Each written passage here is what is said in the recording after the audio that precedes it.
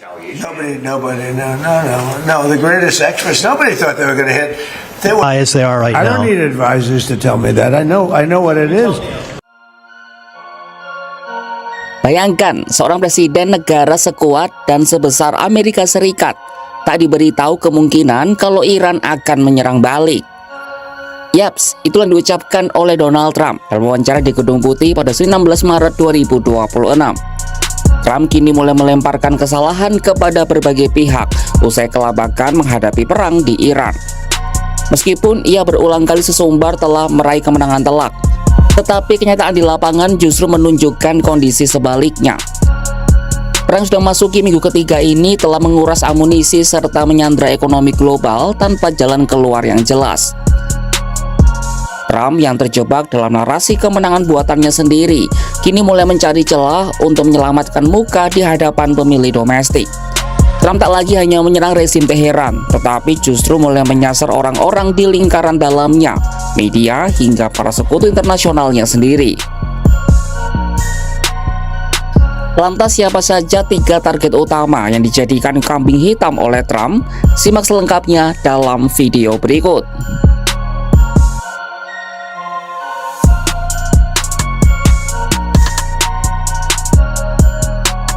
Target pertama kemarahan Donald Trump adalah para pembisik alias penasehat internalnya di Gedung Putih.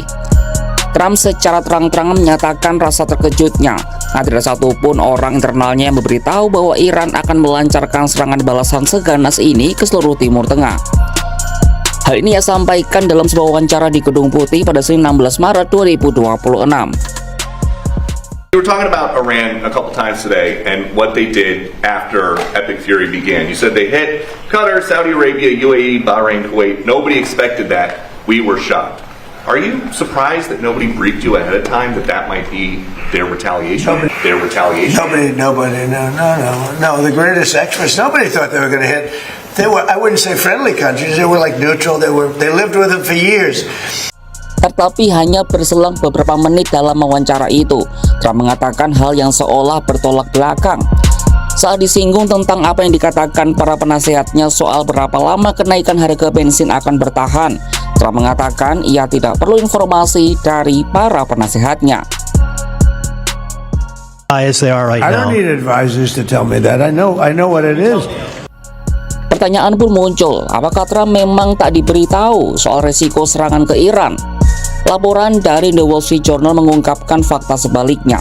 Pentagon sebenarnya sudah memberikan peringatan keras mengenai resiko operasi besar-besaran terhadap Iran, termasuk potensi jatuhnya korban jiwa dan menipisnya cadangan pertahanan udara. Jenderal Dan Kane, Ketua Kepala Staf Gabungan, menegaskan perang ini tidak akan mudah dimenangkan.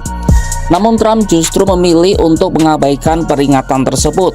Ia menganggap potensi gangguan pasar energi hanya masalah jangka pendek. Peristiwa ini merupakan contoh nyata betapa salahnya penilaian Trump dan para penasihatnya tentang bagaimana Iran akan menanggapi konflik. Teheran telah merespon jauh lebih agresif daripada saat perang 12 hari Juni lalu. Imbasnya, para pejabat Amerika Serikat harus menyesuaikan rencana secara mendadak, mulai dari memerintahkan evakuasi kedutaan besar dengan tergesa-gesa, hingga mengembangkan usulan kebijakan untuk mengatasi harga bensin.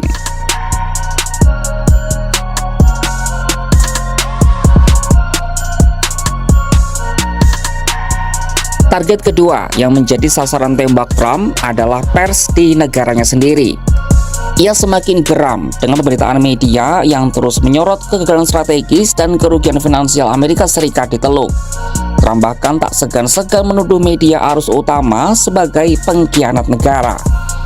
Trump menuduh media seperti CNN dan The New York Times telah menyiarkan kebohongan, bahkan sampai tuduhan pengkhianatan terhadap negara. Tekanan ke media juga melibatkan regulator media. Brandon Carr, seorang penanggung jawab utama regulator media di pemerintahan Trump, mengeluarkan peringatan keras kepada jaringan televisi. Carr menegaskan hoaks atau distorsi berita dapat menyebabkan pencabutan izin siaran untuk stasiun lokal. Trump dan para sekutunya telah berupaya menjelekkan media sejak 1 dekade lalu. Namun kali ini citra orang nomor 1 Amerika itu ditampar usai fakta perang yang diliput media soal Iran tak sesuai dengan harapannya.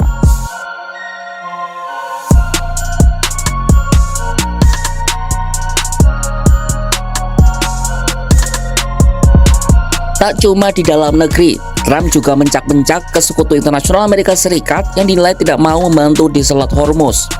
Trump mengatakan dia telah meminta 7 negara untuk mengirim kapal guna memastikan Selat Hormuz tetap terbuka selama perang dengan Iran.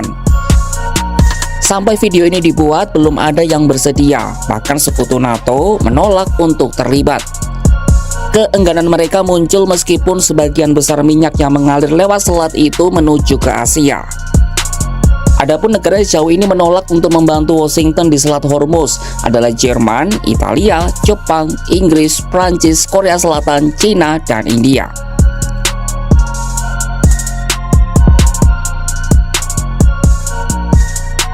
Mencari kambing hitam mungkin menjadi perisai politik yang mudah di podium, tapi ia tidak akan mampu membuka kembali Selat Hormuz yang terkunci rapat. Trump salahkan penasehat, media hingga sekutu, namun ia lupa bahwa dirinya lah yang menarik pelatuk perang tanpa strategi yang matang. Ketika ketidakberanian tim internal dan tudingan pengkhianatan media jadi narasi pencitraan, disitulah kita melihat runtuhnya wibawa seorang pemimpin polisi dunia di hadapan rakyatnya sendiri. Negara-negara seperti Cina dan sekutu NATO memilih pasif, bukan karena tak butuh minyak, tapi karena mereka enggan ikut tenggelam dalam labirin peperangan yang diciptakan oleh ambisi seorang pria bernama Donald Trump. Pantau terus perkembangannya hanya di kanal YouTube Kompas.com.